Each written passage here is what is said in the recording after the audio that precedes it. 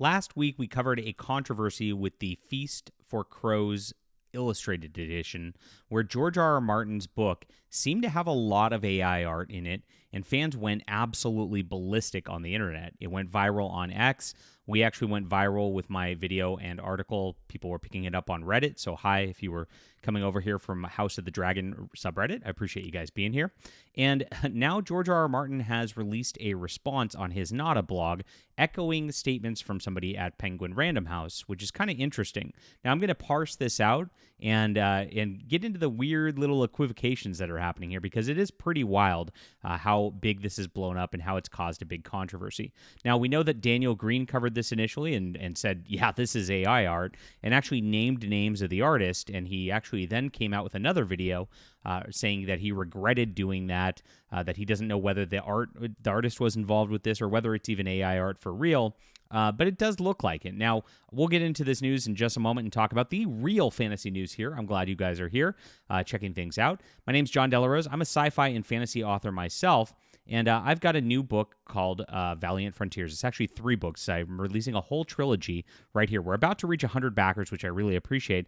And I do these really nice deluxe editions, by the way, which I don't want you to miss. Last time we did a campaign, it was called Ayla Rin, Agent of Terra Prime, and I just want to show this off. This is our leatherbound deluxe edition book. No AI art right here. My artist who I work with, whose name is Miss Crimson, actually designed this foil stamp, and this is real Italian leather. Like most of the leatherbound books that you get out there actually are not real leatherbound. These are. It's much like the Easton Press books is what we're trying to go for. Now, I got a ton of messages when I was showing this off, like, where can I get it? Where can I get it? And the answer is you can't. I have to make these to order. They're handmade. They're beautiful, quite the opposite. And I'm doing it again. On this campaign, I don't want you guys to miss this. I'm actually taking my Arishan War trilogy, which is my first sci-fi trilogy on Amazon, my first big hit, and I'm binding it into one leatherbound book. Now, I could have done this into 3 and made a whole set of these, but I want to give people real maximum value for the leatherbound. It costs a ton to make these, and like I said, they're handmade, and it's on here along with the Valiant Frontiers, my new stories that you can get and check out right now. So get this, support real art. I appreciate you guys being here. It's in the description below, and this is good stuff. Real science fiction that you're going to enjoy. If you like the classics, this is where it's at. Thanks for being here, my friends. All right, so George R. R. Martin, last week, I reported that it appeared as if AI art was used in the Feast for Crows Illustrated Edition that just came out from Penguin Random House. The talk of it went viral, largely in part to our reporting, which is featured on Reddit, and now George R. R. Martin has responded.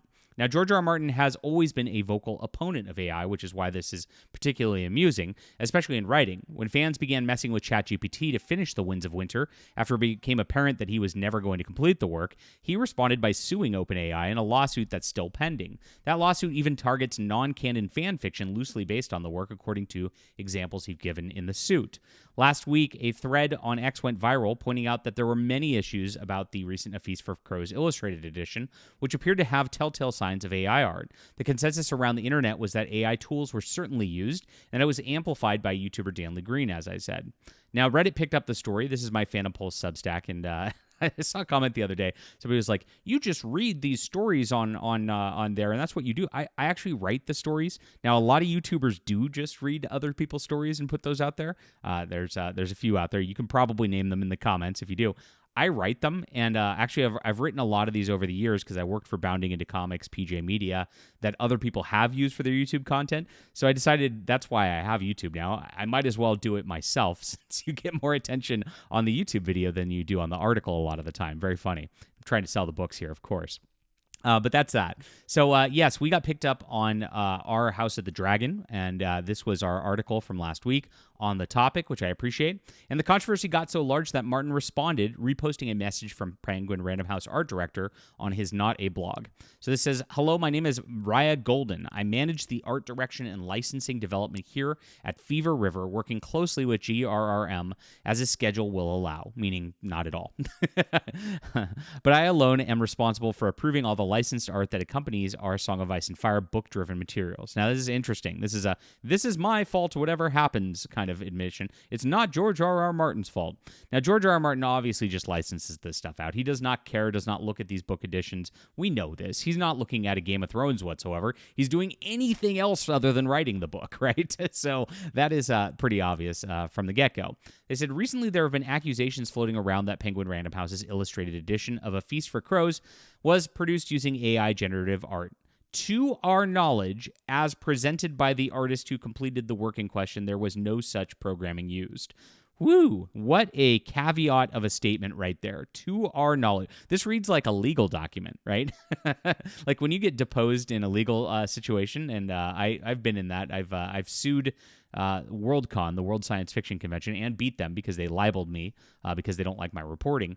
And I actually had to sit down in deposition. The attorneys always tell you, like, you always say, like, to my knowledge, to my recollection, to caveat anything, so you don't just make blanket statements like this.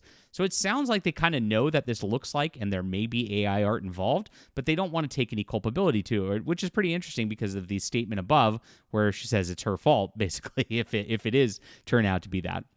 So it says, while he is a digital multimedia artist and relies on digital programming to complete his work, he has expressed unequivocally that no AI was used, and we believe him. So the official word from our office is that we did not, never have, and will not willingly work with AI generative artists in any way, shape, or form. Now, there's a lot of little AI tells in the background of this, and it's pretty interesting. But it does go to show something pretty interesting on this front, too, that the AI and generative AI is a, quote, problem, but using digital marketing assets is not. Now, what a lot of digital artists do is they buy programs and buy licenses where they take little pictures, like maybe some of the helmets in the background, and they just paste them on all over this stuff, and then they edit things with their tool or whatever to change some of the details or the like.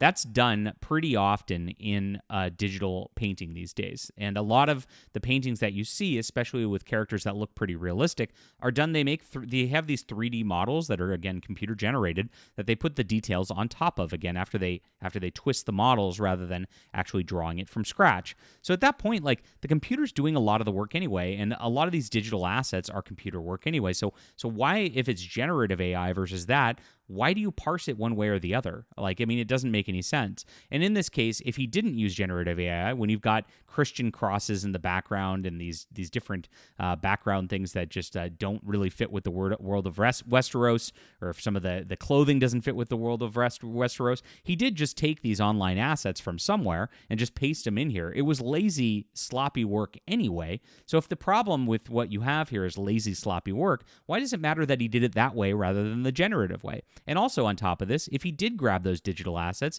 how does he know, and did he research that those digital assets were not made by generative AI art? Clearly not. So this is kind of an interesting thing where it's like, this is where the moral line is, but it's not immoral if we do it this way. It's a very weird thing that kind of makes no sense because it's all digital tools anyway, and that's what they're going on about here. Now, like I said, the way that they talked about this, there were clearly digital assets used, these 3D assets that were put into here that did not match the world of Westeros, and the artist lazily put them in, and it was approved, which means the editor, the person in charge here, did not actually look at it and go, wait a minute, you shouldn't have a Christian cross in the background of a Westeros drawing here. This is a fantasy world. And so they are culpable for at least producing a sloppy kind of low-quality product in a premium edition. That is something that happened here regardless of whether it used AI or not. And, the fans should be like, that's maybe something for a premium product that I don't really want to spend money on. But that's why we always do it better than the indies. That's why I was showing you at the beginning of this, guys. And so this is moving along. What do you think about this? Do you buy that there's no digital AI art used here? Leave a comment down below. Hit the like and subscribe button. Does it matter to you whether it's a digital asset somebody took from a program or whether it's a generative AI art? I mean, that's such a, what a weird line to parse at that. It seems like splitting hairs, doesn't it? Hit the like and subscribe button, guys, and please check out my Valiant Frontiers. There are just digital books if you just want an ebook.